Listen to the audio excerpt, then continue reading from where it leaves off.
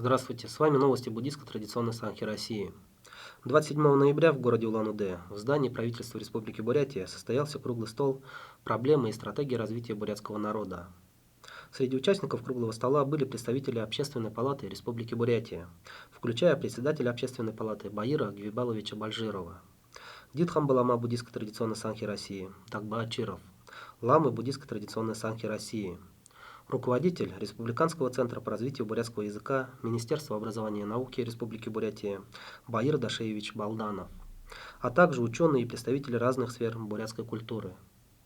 В программе круглого стола были представлены доклады по темам: организация институтов бурятского народа, средства массовой информации и национальное телевидение бурятского народа, состояние, кадровый вопрос, стратегия,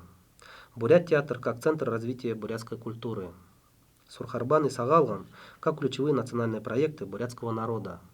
формирование языковой среды, Монгол-Бышек. Были предложены проекты, направленные на модернизацию республики как проводника Российской Федерации в Азии, на увеличение финансирования средств массовой информации, на подготовку журналистов на бурятском языке, на уравнение количества часов изучения бурятского и русского языков, на устранение юридических препонов для изучения бурятского языка. Также предложение дублирования на бурятском языке всех вывесок по республике, внедрение факультатива монгол-бичек в вузах и школах, открытие этнокультурной гимназии имени Даржибанзарова с углубленным изучением бурятского языка и погружением в языковую среду, требования на знание бурятского языка при поступлении на государственную службу и многое другое.